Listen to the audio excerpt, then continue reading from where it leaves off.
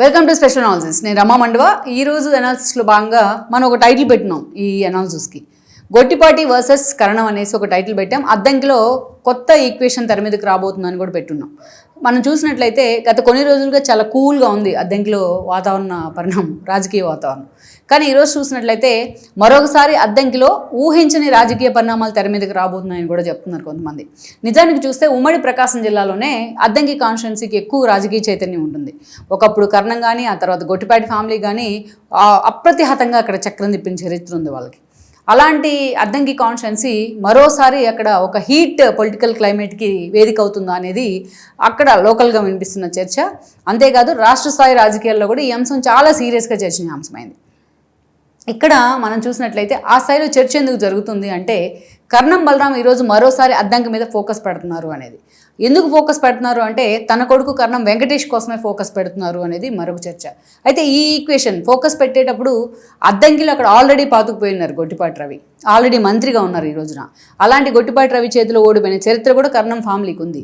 ఈరోజు అలాంటి వాళ్ళు మళ్ళా అద్దంకి మీద ఎందుకు ఫోకస్ పెట్టే ప్రయత్నం చేస్తున్నారు? అద్దంకిని ఒక దశలో వదిలేసిన వాళ్ళు మరోసారి అద్దంకి మీద ఎందుకు ఫోకస్ పెట్టే ప్రయత్నం చేస్తున్నారు? అది కూడా తన కొడుకు ఆల్రెడీ 2 సార్లు ఎమ్మెల్యేగా పోటీ చేసి ఫెయిల్ అయిన పరిస్థితుల్లో మరోసారి కర్ణం బలరాం తన కొడుకు భవిష్యత్తుని అద్దంకిలోనే ఎందుకు తేల్చుకోవాలనుకుంటున్నారు? ఇవన్నీ కూడా నిజంగానే ఒక ఆసక్తిని కలిగించే ప్రశ్నలు ప్రకాశం జిల్లా రాజకీయాల్లో. ముఖ్యంగా మనం చూసుకున్నట్లయితే అద్దంకి కాన్స్టిట్యున్సీ అంతకుముందు కంటే కర్ణం బలరాము చంద్రబాబు నాయుడుతో సమకాలీకుడు అయినా, బట్ అనేక అవకాశాలు తనకు వచ్చినా కరెక్ట్ టైంలో పార్టీలు మారి తనకు పదవులకు మాత్రం రాకుండా చేసుకున్నారు ఆయన. అది ఆయన మీద ఉన్న ఒక అపప్రద ఎప్పటి నుంచో జిల్లాలో కూడా.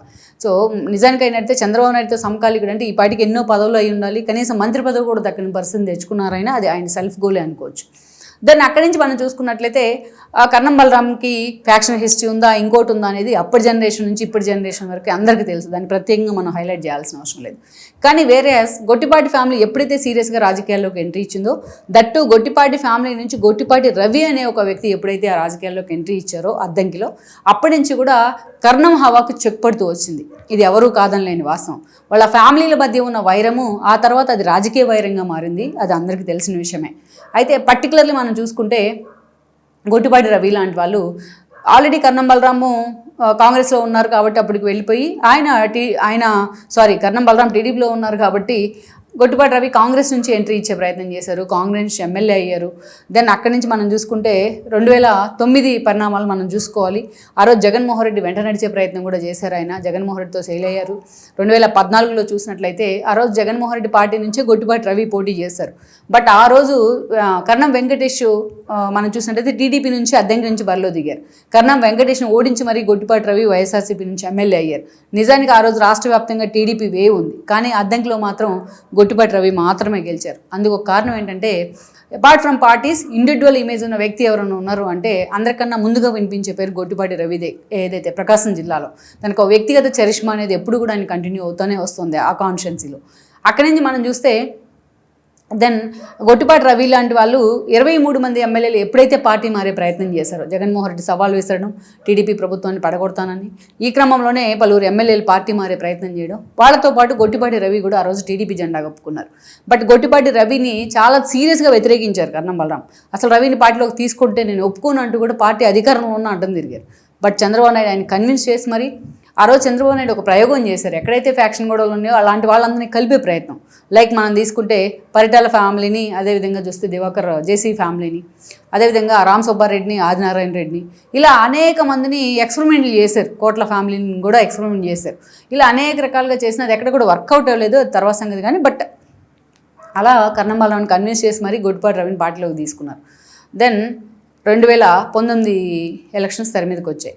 2019లో మళ్ళీ ఆయన్ని పార్టీలోకి తీసుకోవాలని జగన్మోహన్ రెడ్డి చాలా సీరియస్గా ట్రై చేశారు. బట్ ఆ రోజు గొట్టిపాటి రవి సస్మేరా అన్నారు. కానీ గొట్టిపాటి రవికి ఉన్న చరిష్మాతో చంద్రబాబు నాయుడు కూడా ఆయన వైపే మొగ్గు చూపారు, అలిగారు కూడా కర్ణం బలరాం మధ్యలో. అయితే లాస్ట్ మినిట్లో అక్కడ అనుకోని ఈక్వేషన్ చీరాల్లో తెర మీదకి వచ్చింది. అప్పటి వరకు టీడీపీ ఇన్ఛార్జిగా అభ్యర్థిగా ఉన్న ఆమంచి కృష్ణమోహన్ లాస్ట్ మినిట్లో వైఎస్ఆర్సీపీలోకి వెళ్ళున్నారు. అక్కడ ఖాళీ అయింది, నెగెటివ్గా ఉంది పొజిషను. సో కర్ణం బలరాంని కన్విన్స్ చేసి మరి ఆయన చీరాలకు పంపించారు. అన్ని రకాలుగా ఆయనకి ఆర్థికంగా అండదండలు ఇచ్చి మరి చంద్రబాబు నాయుడు కన్విన్స్ చేసి మరి ఆయన చీరాలకు పంపించారు. దెన్ ఆ ఎన్నికల్లో కర్ణం బలరాం గెలిచారు, ఆమంచి కృష్ణమోహన్ ఓడిపోయారు.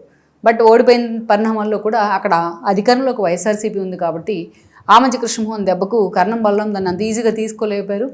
ఈ క్రమంలోనే టీడీపీ నుంచి హఠాత్తుగా వైఎస్ఆర్సీపీలోకి ప్లేట్ మార్చేశారు. బాలినేని సమక్షంలో, జగన్మోహన్ రెడ్డి సమక్షంలో ఆ పార్టీలో జాయిన్ అయ్యారు. దట్టు ఆయనకు మంత్రి పదవిని హామీ వచ్చిందనే ప్రచారం జరిగింది కానీ ఆ తర్వాత రోజుల్లో జగన్మోహన్ రెడ్డి వాళ్ళకి అంత సీన్ ఇవ్వలేదనేది కూడా తేలిపోయింది. దెన్ మొన్నటి ఎన్నికలు వచ్చాయి. ఇక ఆమంచి వర్సెస్ కర్ణం బలరాం అనే ఈక్వేషన్స్ చాలాసార్లు తెర మీదకి వచ్చాయి. బట్ గొట్టిపాటి రవి విషయంలో వైఎస్ఆర్సీపీ ఎంతో ప్రెజర్ ఇచ్చింది. ప్రభుత్వం అన్ని రకాలుగా ఆయన మైండ్స్తో సహా ఆయన బిజినెస్లను ఇబ్బంది పెట్టింది. దాదాపు 150 కేసులు కూడా ఆయన మీద పెట్టిన పరిస్థితి. అయినా సరే ఎంత ప్రెజర్ ఇచ్చినా గొట్టిపాటి రవి ఆ పార్టీని విడిచి వెళ్ళే ప్రయత్నం చేయలేదు. అందుకే చంద్రబాబు నాయుడు మొన్న 24 ఎన్నికల్లో మరోసారి గొట్టిపాటి రవి మీద ఫోకస్ పెట్టారు. ఆయనకే టికెట్ ఇచ్చారు. దాన్ని అక్కడి నుంచి చూసుకున్నట్లయితే జగన్మోహన్ రెడ్డి ఒక దశలో తన కొడుక్కి టికెట్ ఇవ్వాలని చెప్పి కూడా కర్ణం బలరాం పాపం ఫైట్ చేశారు. ఒక దశలో చూస్తే కర్ణం బలరాం వద్దని బాచిన కృష్ణ చైతన్యాన్ని కూడా అద్దెంకిలో ఇన్ఛార్జిగా పెట్టారు. వీళ్ళందరినీ పీకేసి ముక్కు మొహం తెలియని ఒక వ్యక్తిని సుబ్బారెడ్డి ప్రమోట్ చేశారని చెప్పి తీసుకొచ్చి అక్కడ పెడతాం జరిగింది. ఈరోజు అసలు ఓడిపోయిన తర్వాత ఆ వ్యక్తి ఎక్కడున్నారో కూడా కనిపించట్లేదు. దెన్ చీరాల్లోనే మరొకసారి మొన్న అద్దెకి టికెట్ తన కొడుకు రాలేదు కాబట్టి తాను రాజకీయాల నుంచి సైలెంట్ అవుతాను, తన కొడుకు వెంకటేష్కి టికెట్ ఇవ్వాలని కర్ణం బలరాం కోరడం జరిగింది. దెన్ అక్కడి నుంచి చీరాల నుంచి వెంకటేష్కి టికెట్ ఇచ్చారు, టీడీపీ నుంచి కొండయ్యకి టికెట్ ఇచ్చారు. దెన్ ఇక్కడ నుంచి చూసినట్టు ఆమంచి కృష్ణమోహన్ పర్చూరుకు పంపించినా వెళ్లకుండా పార్టీకి రిజైన్ చేసి కాంగ్రెస్తో కలిసిన వాళ్ళతో సంబంధం లేకుండా ఇండిపెండెంట్గా పోటీ చేస్తే ఆల్మోస్ట్ ఆయనకి 40,000 ఓట్లు వచ్చినాయి. సో ఆ క్రమంలోనే ఓట్ల చీలిక జరిగింది. కూటమి వేవ్ ఉంది, కొండయ్య గెలిచారు, కర్ణం వెంకటేష్ ఓడిపారు. ఈరోజు బాలినేని శ్రీనివాస్ లాంటి వాళ్ళు ఆయన పార్టీలోకి తీసుకొస్తే అలాంటి బాలినేని శ్రీనివాస్ జనసేనలోకి వెళ్ళిపోయారు. సో కర్ణం బలరాంకి అక్కడ గ్రౌండ్ మొత్తం కూడా చాలా ఖాళీగా కనిపిస్తుంది ప్రకాశం జిల్లాలో. ఆయన వెంట ఉన్న పోతులు సునీత లాంటి వాళ్ళు కూడా పార్టీ నుంచి రిజైన్ చేసి కామ్గా ఉండిపోయారు, ఎటు వెళ్ళే అవకాశం లేక. ఇటు బాలినేని జనసేనలోకి వెళ్ళిపోయారు. సో ఇలాంటి సిచ్యువేషన్లో కర్ణం బలరాం రాజకీయ భవిష్యత్తుకి ఇంకా ఫుల్ స్టాప్ పడ్డట్లే అన్న ప్రచారం ఉంది. అందుకే ఈ ప్రచారానికి చెక్ పెడుతూ ఇక ఎన్నికలకి ఇప్పటి నుంచే గ్రౌండ్ ప్రిపేర్ చేసుకునే ప్రయత్నం చేస్తున్నారు ఆయన. సో తను ఆల్మోస్ట్ రాజకీయాల నుంచి రిటైర్మెంట్ తీసుకుంటూ తన కొడుకు వెంకటేష్ని అద్దంకి టికెట్ ఇప్పివ్వాలని కూడా ఇప్పటి నుంచే ట్రై చేస్తున్నారు ఆయన. జగన్మోహన్ రెడ్డితో కలిసి ఇప్పటి నుంచే అద్దంకిలో కర్ణం వెంకటేష్ని అక్కడ ఇన్ఛార్జ్గా నియమించాలని కూడా ఆయన ట్రై చేస్తున్నారు. అయితే జగన్మోహన్ రెడ్డి ఇంతవరకు కూడా ఒక ఎష్యూరెన్స్ అయితే ఇవ్వలేదు ఆ ఫ్యామిలీకి. గతంలో కూడా రవి చేతిలో ఓడిపోయిన హిస్టరీ ఉంది 2014లో వెంకటేష్కి. మరోవైపు చూసినట్లయితే మొన్నటి ఎన్నికల్లో చీరాల నుంచి కూడా ఓడిపోయారు ఆయన. ఎలాగైనా థర్డ్ టైం తన కొడుకు అద్దంకి నుంచి పోటీ చేయాలి, రవికి గట్టి పోటీ ఇవ్వాలని కూడా ఇప్పటి నుంచే బలరాం భావిస్తూ ఉన్నారు. సో ఇదే జరిగినట్లయితే జగన్మోహన్ రెడ్డి ఈక్వేషన్కి అంగీకరించినట్లయితే మరోసారి గొట్టిపాటి వర్సెస్ కర్ణం అనే ఈక్వేషన్స్ అద్దంకి కాన్స్టిట్యున్సీలో తెర మీదకి రాబోతున్నాయి. మరి ఇప్పుడున్న పరిస్థితుల్లో మరి జగన్మోహన్ రెడ్డి ఎంతవరకు కూడా కర్ణం వెంకటేష్కు ఆ అవకాశం అద్దంకి వేదికగా ఇచ్చే పరిస్థితులు ఉంటాయి, జగన్మోహన్ రెడ్డి ఎంత ఈజీగా దీన్ని యాక్సెప్ట్ చేసే పరిస్థితులు ఉంటాయన్నది కూడా మనం చూడాల్సి ఉంది. యాక్చువల్గా అయితే ఆ ఈక్వేషన్ తెర మీదకి వచ్చే ముందు అంతకు తప్ప ఆప్షన్ లేదనుకోవాలి ఈరోజు కర్ణం బలరాంకి. అటు టీడీపీకి ఎంట్రీ లేదు, ఇటు జనసేనలోకి వెళ్ళలేరు. అలాంటి సిచ్యువేషన్లో ఉన్న పార్టీలోనే తన కొడుకు కోసం, తన భవిష్యత్తు కోసం పూర్తి స్థాయిలో ఆయన ఫోకస్ పెడుతున్న సిచ్యువేషన్ ఉంది. లెట్స్ సీ మరి కర్ణం వెంకటేష్ భవిష్యత్ వైఎస్ఆర్సీపీలో అటు అద్దంకిలో కానీ ఏ మలుపు తిరుగుతుందో అన్నది మనం చూడాల్సి ఉంది. ఈ వీడియో మీకు నచ్చినట్లయితే please share, like and subscribe R24 Telugu.